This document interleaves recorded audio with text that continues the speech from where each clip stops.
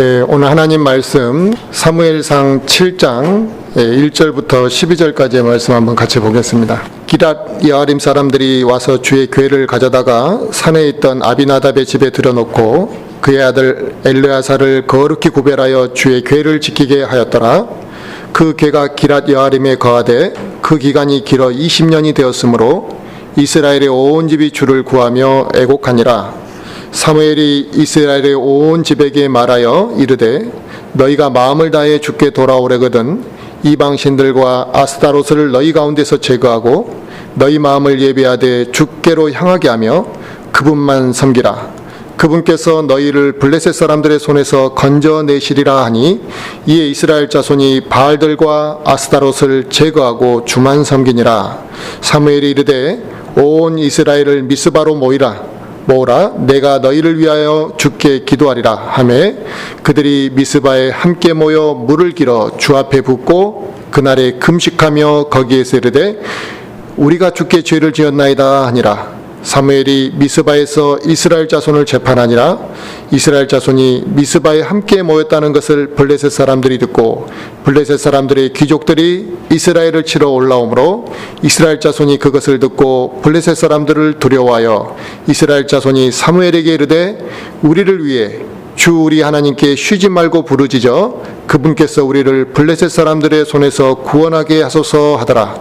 사무엘이 젖먹는 어린 양을 취해 전체를 번제물로 주께 드리고 이스라엘을 위해 주께 부르짖음에 주께서 그의 말을 들으셨더라.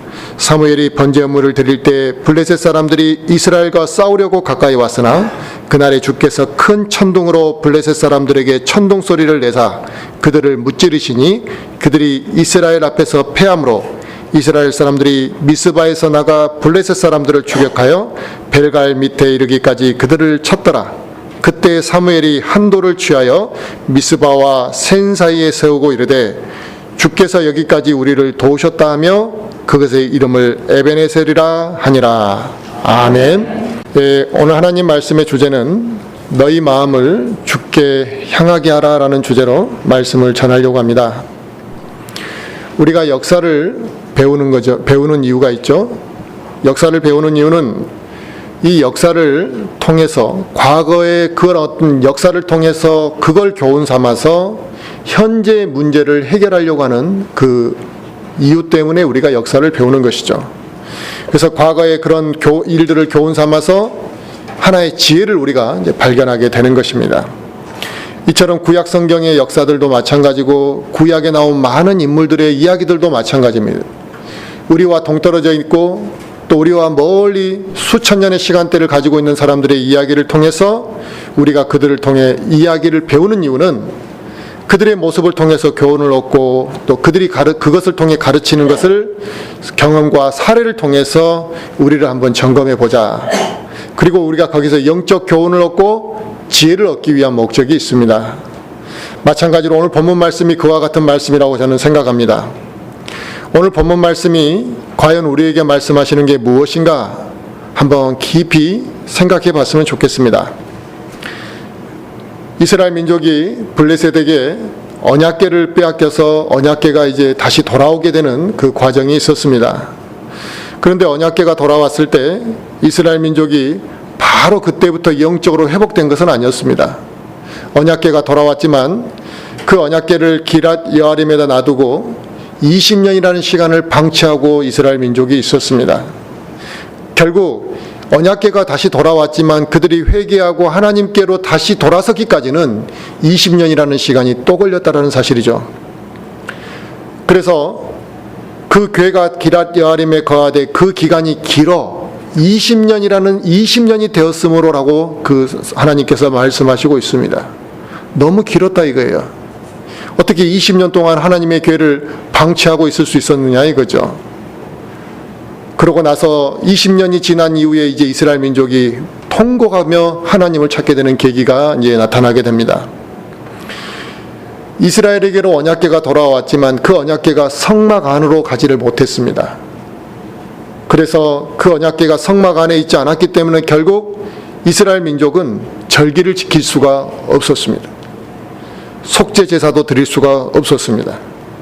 결국 언약궤가 이방 블레셋 민족에게서 이스라엘 땅으로 들어왔다라는 것만 달라졌지, 그들은 계속 타락하고 하나님과 멀어진 삶을 살고 우상을 숭배하면서 살았던 그 시간은 계속되었다라는 사실입니다. 그래서 하나님과의 관계가 회복되지 못했기 때문에 이스라엘 민족은 20년 동안 세속적으로 살았고, 또 그로 인해 블레셋의 압박과 고통을 받으며 20년이라는 시간을 더 보내게 됐던 것입니다. 우리가 예수 그리스도를 믿고 구원받았다고 해서 사람들이 다 그 순간에 변화되고 다 영적으로 바르게 사는 것은 아닙니다. 어떤 사람은 영적으로 깨어서 성장하지만 어떤 사람은 영적으로 전혀 깨어나지 못하는 사람들이 있습니다. 또 어떤 사람은 영적으로 하나님의 교제가 원활하고 영적으로 성장해 가지만 어떤 사람은 이 영적 상태가 죽어있는 상태, 10년이 20년이 지나도 변화되지 않는 상태로 머무는 사람도 있습니다.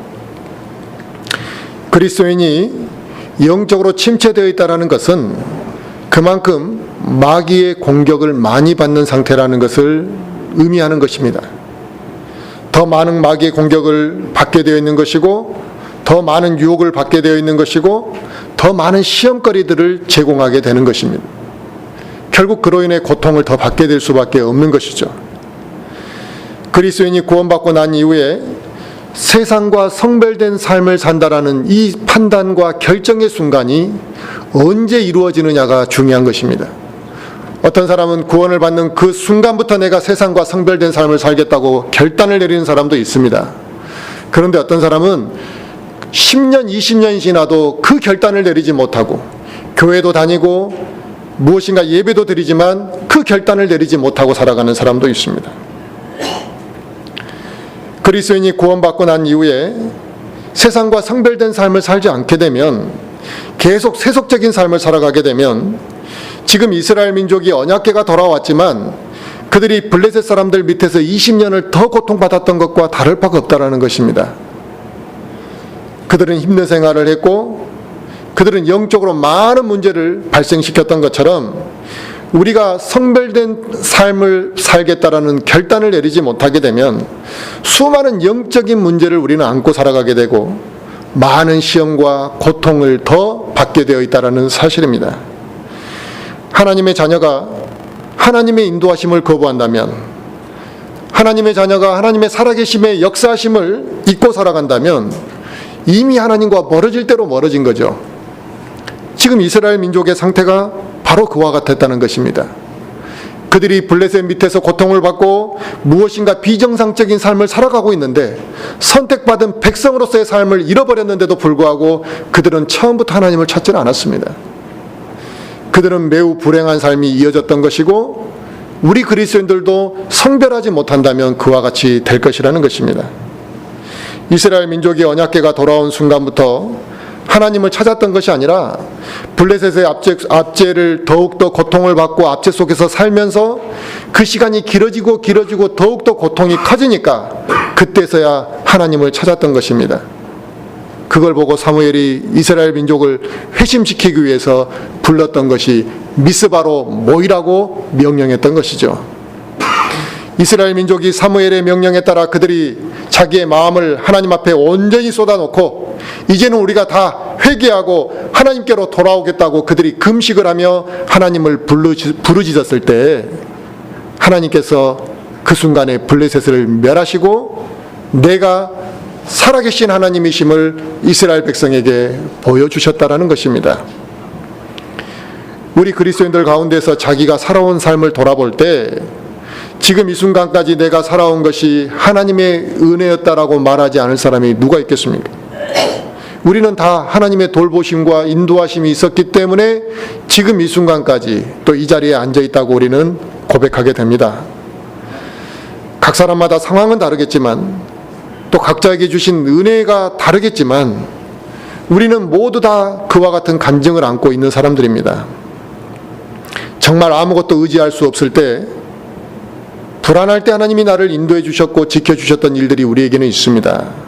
낙심되고 포기하고 좌절할 때 하나님이 나를 위로해 주셨던 것들이 있고, 나의 못하고 다듬어지지 않는 그것을 연단하시기 위해서 하나님께서 나를 순종할 때까지 하나님께서 나를 인도해 주시고 다듬어 주신 시간들이 있습니다. 그러한 수많은 사람들을 만나게 하셔서 나에게 많은 것들을 자극하게 하시고 도전을 주시고 가르쳐 주신 하나님의 그 손길들을 있었고 지켜주셨던 과정들이 다 있다라는 사실입니다. 그런데 어느 순간부터 우리는 그 은혜를 잊어버렸다. 우리가 그것들을 잊고 살아가고 있다면 하나님께서 과연 우리에게 어떻게 말씀하시겠느냐 이거죠. 나에게 말할 수 없는 감동을 주셨던 그 일들과 은혜를 잊어버리고 살아가고 어느 순간부터 다른 것들을 막 추구하고 다른 것들에서 더 기쁨을 누리려고 하고 다른 것들을 의지하고 나의 힘을 더 신뢰하고 살아가면서 이 세상 안에서 어렵다고 힘들다고 또 말은 한다는 것이에요. 그러면서 또 하나님은 찾지 않는다라는 것입니다. 하나님의 명령에 순종하지도 않는다라는 것입니다. 과연 이것이 얼마나 밸런스가 맞지 않는 영적 생활이냐. 우리는 분명히 하나님의 은혜를 이야기하고 하나님의 인도하심이 있었음을 분명히 간증하고 있는데 언제부턴가 우리는 그것을 다 잊어버리고 살았고 하나님이 주신 그 은혜와 감동을 이제는 잊어버리고 난 이후에 다른 것을 의지하고 다른 내 자신을 신뢰하고 살아간다는 것입니다. 그러면서 또 고통을 받으니까 힘들다고 말하면서도 하나님은 찾지 않는다는 것입니다. 세상의 물질을 우리가 조금 잃어버리게 되면 우리가 얼마나 강하게 집착을 합니까? 우리가 연봉이 또 회사에서 받는 급여가 한 10%만 삭감된다면 대반에 다 우리는 회사를 그만두냐 마냐 문제를 고민할 것입니다. 또 내가 무엇인가를 일을 하다가 손해를 보는 것에 대해서는 우리는 너무 민감하게 반응하고 아까워하고 집착합니다. 그런데 영적인 것들은 매일같이 우리는 손실을 보고 살아간다는 것입니다. 많은 것들을 손실을 보고 살아가면서 영적인 것들에 대해서는 그 손실을 아까워하지 않고 살아간다는 것입니다. 과연 하나님이 그러는 우리의 모습을 어떻게 생각하시겠느냐 이거예요. 이 세상은 점점 더 치열한 그런 경쟁의 속으로 우리를 몰아내고 있잖아요. 우리는 그 경쟁 속에서 살아가고 있습니다. 그렇기 때문에 하루하루가 다 바쁘게 살아갑니다. 바쁘지 않게 살아가는 사람이 거의 없습니다. 그러다 보니 여유가 없고 항상 우리는 피곤하대. 그래서 이제는 그게 우리에게 하나의 변명거리가 돼서 피곤하다는 이유로 우리는 무릎 꿇지 아니하고 피곤하다는 이유로 우리는 하나님 앞에 경배하지 아니하고 바르게 또 예배드리지 않는다는 것입니다. 그런 사람들이, 그런 그리스도인들이 늘어나고 있습니다. 그런 영적인 문제를 안고 있는 그리스도인들이 늘어나고 있기 때문에 일주일에 한 번 또 수요일 날 모이는 것은 너무나 불가능한 이야기처럼 생각하는 사람들이 있습니다. 이게 모이기에 힘쓰는 것을 부담스러워하는 그리스도인들이 있다는 것입니다. 거기에서 영적으로 더 무뎌지면 이제 예배드리는 것도 힘들어지는 것입니다. 오늘 하루 좀 안 갔으면 좋겠다라는 마음이 들기 시작한다면 이미 나는 하나님과 너무 멀어져 있는 상태에 있는 것이죠. 하나님과 멀어져가는 그런 영적 생활을 하게 되면 이제 어떻게 되겠느냐 이거죠. 이스라엘 민족이 오랜 시간 동안 하나님을 떠나서 방황하고 그들이 피폐해지고 그들이 결국 더 고통 속에 살아왔던 것처럼 내가 하나님을 떠나서 형식적인 신앙생활을 하게 되면 내 영적인 상태는 메말라갈 것이 뻔하지 않겠느냐 이거죠. 나의 영적으로 메말라가 있는 것들을 우리는 돌아봐야 되고 지금 내가 이스라엘 민족처럼 타락한 가운데 살아가고 있지 않는지 내 영적 생활이 너무 침체되어 가고 있지는 않는지 우리는 그것을 돌아봐야 될 때라는 것입니다. 우리는 이스라엘 민족이 그랬던 것처럼 내가 정말 하나님께 회복해야 될 부분이 있다고 한다면 미스바에 모여서 그들이 금식하고 회개했던 것처럼 우리가 돌이키는 마음을 가지고 하나님 앞에 회개하고 다시 한번 영적인 회복이 우리에게 있어야만 한다 이거죠. 우리는 나의 연약한 부분, 나의 게으른 부분을 합리화하려는 경향이 매우 강합니다. 그런데 언제까지 하나님과 멀어진 상태로 우리가 살아가면서 그 나태한 나의 영적 생활을 합리화할 것이냐 이거죠. 나의 이런 영적 상태를 하나님께서 언제까지 참아주실 거라고 우리는 알고 있냐 이거예요. 사람들은 그 합리화의 범위를 넘어서서 이제는 나의 그런 영적인 나태함과 게으름을 하나님이 책망할 거라는 것조차도 인식하지 않는 상황이 되어버렸습니다. 하나님을 찾지 않음으로 인해, 하나님과 관계 회복이 되지 않음으로 인해 손해를 보는 것은 하나님이 아닙니다. 내 자신이 손해를 보고 있다는 것을 알아야 됩니다. 그 손실이 얼마나 큰 것인지는, 내가 얼마나 많은 것들을 잃어버렸는지는 우리가 주님 앞에 서게 됐을 때 알게 되겠죠. 아, 그때 그게 그렇게 귀한 것이었구나, 저런 엄청난 것들을 내가 잃어버리고 살았구나라는 것을 우리가 주님 앞에 서서 심판받는 순간에 알게 될 것입니다. 오늘 하루도 우리가 귀찮고 또 피곤해서 빨리 잠들어 버립니다. 5분의 시간을 우리는 쓰지를 못합니다. 기도를 위해서 10분의 시간을 쓰지를 못하고 포기해버린다는 거예요. 사실 그래서 우리가 잠을 자는 것이 더 깊이 자느냐 하면 또 그것도 아닙니다. 별것 아닌 것 같은 20분이 하나님으로부터 받을 수 있는 많은 은혜와 풍성한 영적인 감동을 우리가 놓치고 살아가고 있다는 것을 안다면 결코 우리는 작은 것을 잃어버리고 있는 것이 아니라는 사실입니다. 지금 이스라엘 민족이 20년이라는 시간을 하나님 앞에 합당하게 살지 않았는데, 물론 그 전에도 더 그랬지만 그 언약궤가 돌아온 이후에도 20년이라는 시간을 더 바르게 살지 않았습니다만, 그들이 언약궤가 돌아온 순간부터 20년이라도 바르게 했으면 어떻게 됐을까요? 이스라엘의 역사가 달라졌을 겁니다. 그 유명한 사무엘이 있었고, 하나님께서 그 사무엘을 통해서 그들을 통치하려고 했었고, 그들을 완전한 길로 인도하셨을 것입니다. 그들의 역사가 달라졌을 것입니다. 이들이 미스바에서 물론 회개하고 하나님으로부터 영적인 회복을 해서 하나님으로부터 얻은 것들이 많이 있었지만 그보다 더 큰 일을 그들이 경험했겠죠. 마찬가지로 우리도 지금 이 영적인 손실을 보지 않고 살아간다면 얼마나 많은 것을 더 얻었겠느냐 이거죠. 우리 인생의 역사, 나의 개인의 스토리가 달라졌을 것이라고 저는 믿습니다. 그러므로 우리가 영적 상태가 침체되어 있다면 하나님과의 관계 회복이 먼저 돼야만 하는 것입니다. 그렇지 않고 문제가 있는 이 영적 상태를 방치하게 되면 반드시 더 큰 영적인 문제를 불러오게 되어 있고, 언젠가는 그거에 대한 손실을 우리가 보게 된다는 사실입니다. 그런데 그리스도인들 가운데 하나님과의 관계가 단절되어 있고 또 하나님을 바르게 섬기지도 않으면서 그것을 대수롭지 않게 생각하는 그런 사람이 많다라는 것이 지금 문제입니다. 그러나 성경은 우리에게 말씀하시는 게 그겁니다. 정신을 차리고 깨어 있으라 이거예요. 너희 대적 마귀가 울부짖는 사자처럼 삼킬 자를 위해 삼키려고 두루 다니면서 삼킬 자를 찾고 있다고 이야기하고 있습니다. 그런데도 하나님과의 교제가 단절된 상태, 자기의 영적인 피폐한 상태를 아무렇지 않게 생각하는 것은 영적으로 심각해도 한참 심각한 상태에 가 있다는 것을 보여주는 것입니다. 내가 영적으로 무감각한 상태에서 살아가면서 하나님과 관계 회복을 이루지 않는다면 이것은 내가 세상과 타협하는 삶을 살 수밖에 없습니다. 그렇지 않고는 이게 그 길 외에는 선택할 것이 없는 거거든요. 세상과 타협하고 또 어느 순간 내가 죄악에 빠져있게 사는 그런 삶을 살겠죠. 겉으로는 우리가 하나님을 섬긴다고 말하고 겉으로는 우리가 무엇인가 영적인 행위를 하는 것처럼 보이지만 내 안이 공허해질 수밖에 없는 것입니다. 우리는 하나님 앞에 순수한 마음이 필요한 거죠. 그러나 죄악 가운데 빠져있게 되면 또 영적인 게으름의 상태가 지속되어지게 되면 하나님과의 그 빠른 관계 회복이 있어야지만 순수한 마음으로 우리가 하나님을 섬길 수가 있습니다.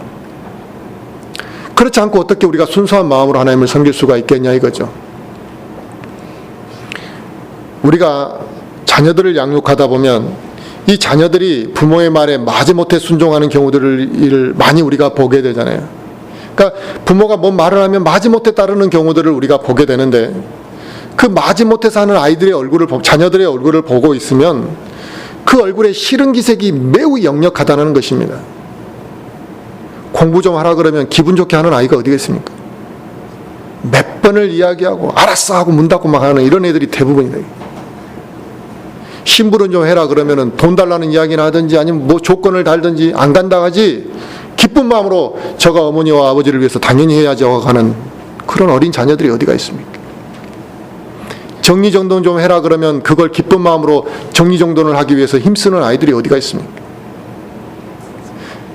그들은 하기 싫은 표정이 얼굴에 역력합니다.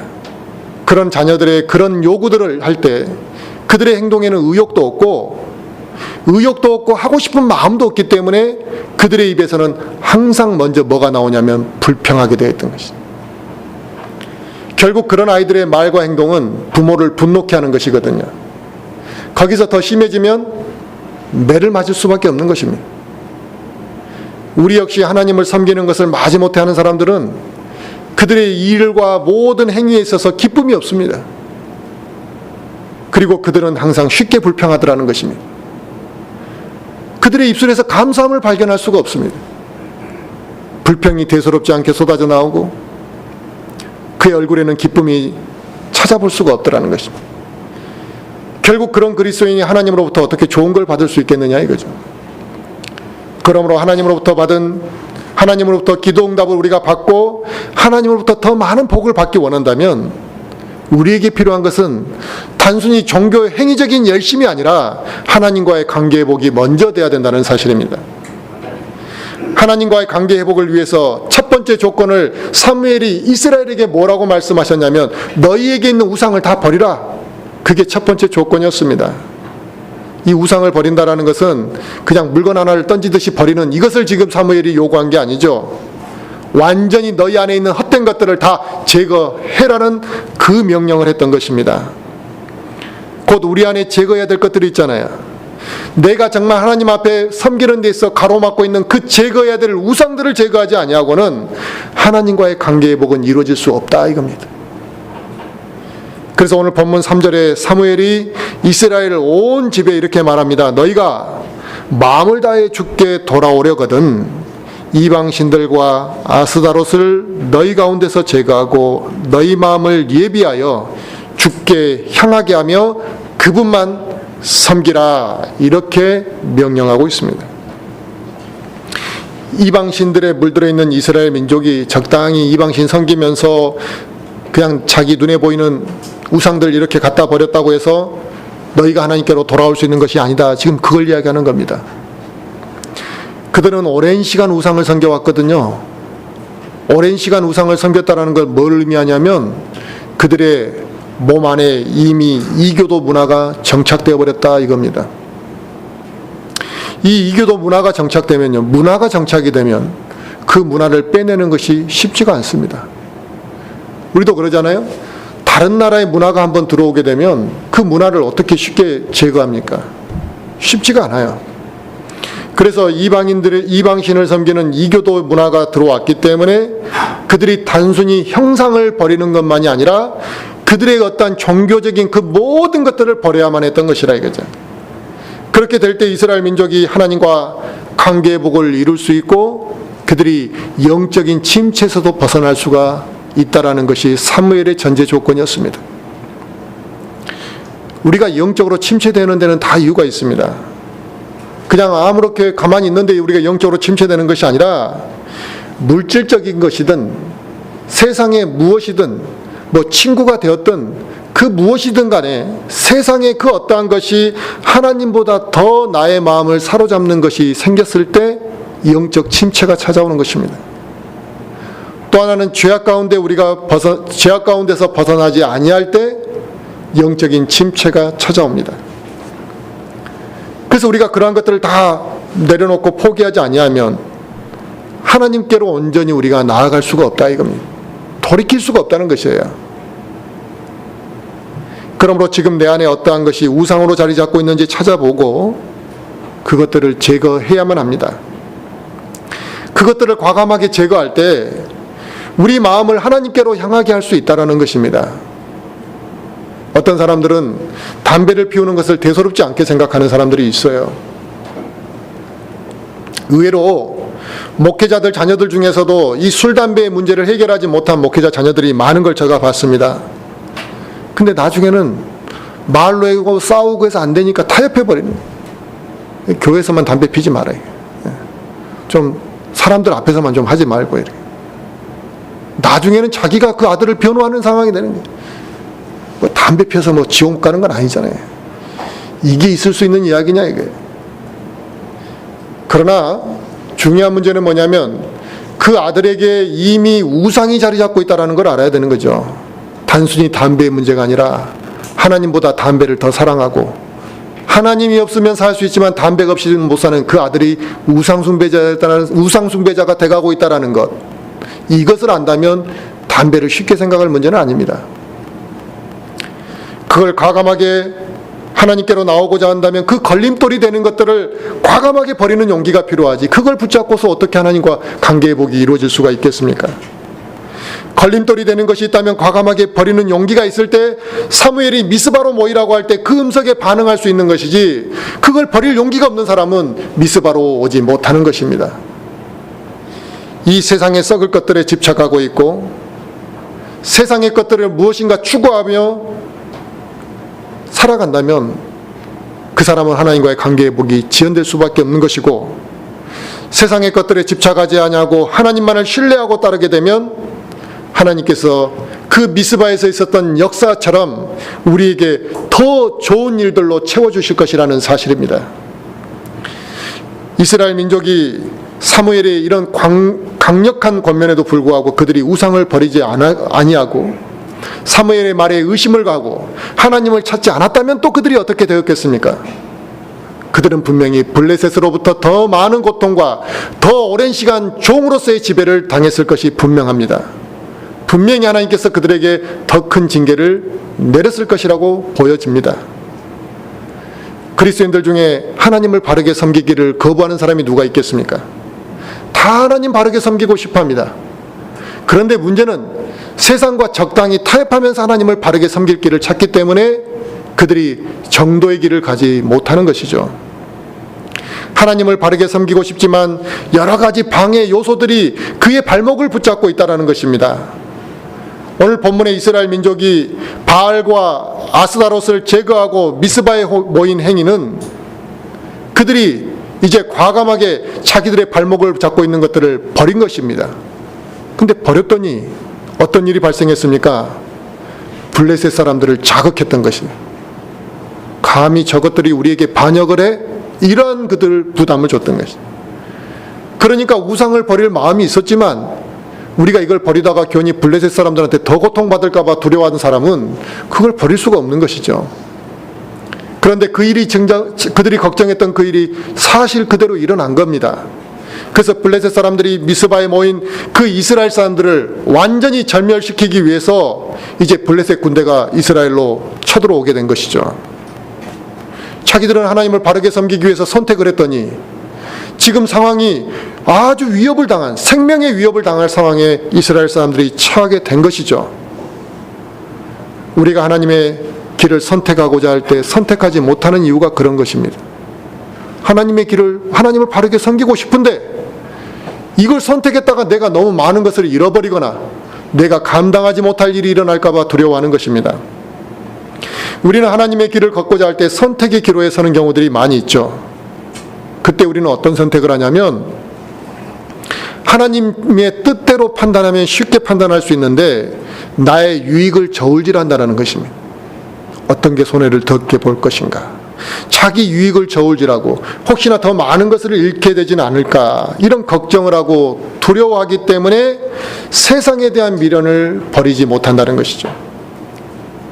그러나 하나님께서는 과감하게 우상을 제거하고 영적인 회복을 위해서 미스바에 모여 하나님을 찾고 부르짖은 그 이스라엘 민족을 지키셨던 것처럼 우리가 지금이라도 영적인 회복을 하고 돌이킨다면 하나님께서 머리카락까지 세신 바 되신 그 하나님께서 우리의 먹고 사는 모든 문제까지도 책임지실 것이고 우리의 생명을 지키실 것이고 하나님께서 우리가 포기한 것보다 더 많은 것들로 아니면 더 좋은 것들로 채워주시고 칭찬하실 것이라는 사실입니다.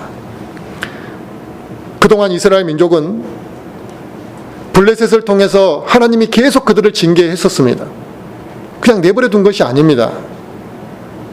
그럼에도 불구하고 그들이 반응을 하지 않았던 것이죠. 그런데 그들이 이제 사무엘의 말을 듣고 미스바에 모여 금식하며 자기들의 죄를 회개하고 돌이켰는데 오랜 시간이 걸렸다는 것입니다. 결국 그 시간만큼 그들은 손해를 봤던 것이죠. 우리도 믿음의 뿌리를 내리기까지 각 사람마다 걸리는 시간이 다 다릅니다. 너무나 오랜 시간을 보내게 되면 믿음의 뿌리를 내리는 데까지 너무나 오랜 시간을 헛되게 보내고 있지 않는지 우리가 돌아봐야 되고, 내가 하나님께 그런 믿음의 어떠한 회복을 하는 데까지 오랜 시간이 걸린다면 그건 내 인생의 크나큰 손실입니다.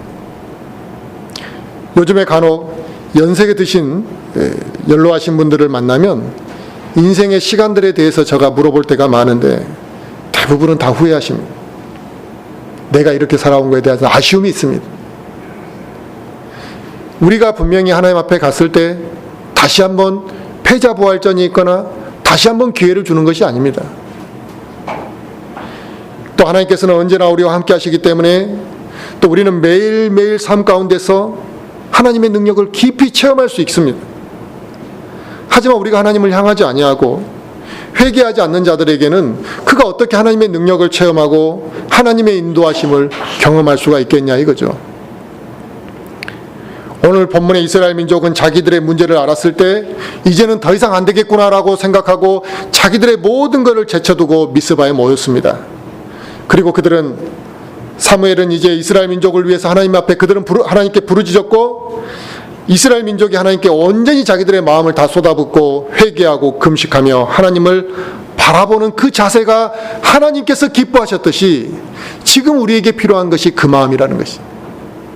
내가 하나님 앞에 정말 절박한 마음으로 하나님과 멀어졌던 많은 그 장애 요소들을 버리고 내 마음을 쏟아붓고 하나님 앞에 회개하는 마음, 그걸 지금 하나님께서 우리에게 필요로 하신다는 것입니다. 세상으로 너무나 많이 치우쳐져 있는 나의 영적인 문제를 해결하기 위한 이것은 나이가 하나님 앞에 온전히 모든 문제를 내려놓고 회개해야 되는데 이 회개를 너무나 우리가 어려워하고 또 회개하지 못한다면 하나님과의 관계 회복은 계속해서 미뤄지는 것입니다. 그러므로 오늘 이 시간이, 오늘 이 말씀이 우리에게 영적으로 다시 한번 회복하는 시간이 되고 또 하나님을 정말 간절히 우리가 부르짖는 삶으로 바뀌는 그러한 계기가 되었으면 좋겠습니다. 오늘 본문에 나온 이스라엘 민족의 상황은 그들이 절박하고 힘들어서 이제 그들이 간절히 기도할 수밖에 없는 그런 상황이 됐었습니다. 그들은 블레셋으로부터 억압을 받고 있었고 그 고통이 점점 커져갔고 이제는 언제 죽을지도 모르는 그런 상황에 처했기 때문에 그들은 더 절박하게 기도했겠죠. 그런데 우리도 마찬가지라는 것이에요. 그런 절박한 상황이 올 때만 하나님을 간절히 찾을 때가 많습니다. 하지만 우리가 그런 절박하고 힘든 상황이 가기 전에 간절한 마음으로 하나님 앞에 기도하고 찾는다면 우리 인생이 얼마나 복되고 달라지겠느냐 이거죠. 하나님께서는 회개하는 그 이스라엘의 민족을 보시고 그들의 그 부르짖음을 다 들어주셨습니다. 그들이 부르짖을 때 이스라엘 민족은 하나님의 인도하심을 경험했고 이제 하나님이 그들의 생명과 삶을 책임져 주시는 것을 보았을 때 그들이 돌을 취해서 에베네셀이라고 이름을 지었다라는 것이죠. 주께서 여기까지 우리를 도우셨다 이거예요. 잊지 말자는 것이죠. 마찬가지로 지금 우리도 이 순간까지 우리의 삶을 돌이켜볼 때 어려운 일이 왜 없었고 눈물 흘릴 일이 왜 없었고 힘든 일이 왜 없었겠습니까? 그러나 하나님께서 여기까지 우리를 지켜주셨고 함께 하셨다는 사실을 부인할 사람이 누가 있냐 이거예요.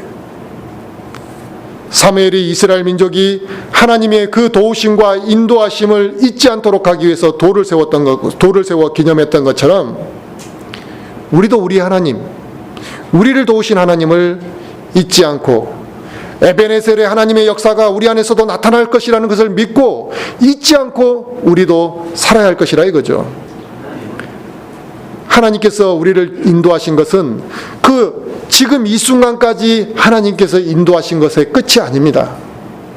이건 이제 과정인 것이고 아직도 하나님께서 우리에게 수많은 것들로 인도하실 것이기 때문에 우리의 마음에는 그 에베네셀의 기념비가 한 번 세워지는 것으로 끝나는 것이 아니라 앞으로도 세워질 것이고 계속해서 하나님의 인도하심을 우리는 기념하게 되고 우리의 간증으로 그 에베네셀의 하나님을 기억하게 될 것이라 이겁니다. 우리는 오늘 본문의 내용을 보면서 이러한 영적인 회복과 기도의 역사가 과거의 이스라엘 민족에게만 일어났던 일로 생각해서는 안 되는 것이라 이거죠. 나와는 거리가 먼 것처럼 생각하고 정말 기도하는 것들을 게을리한다면 그 사람에게는 매우 영적인 문제가 있는 것입니다.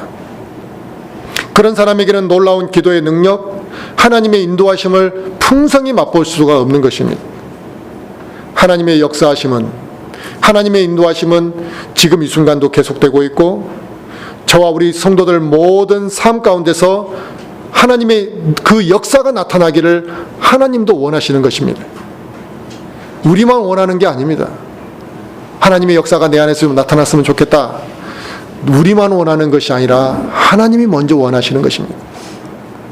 그러므로 내 자신을 돌아보고 하나님과의 관계가 이렇게 멀어져 있고 무엇인가 영적으로 단절되어 있다고 한다면 우리는 이 시간, 이 순간을 통해서 온전한 관계로 회복되어야 한다는 것이죠.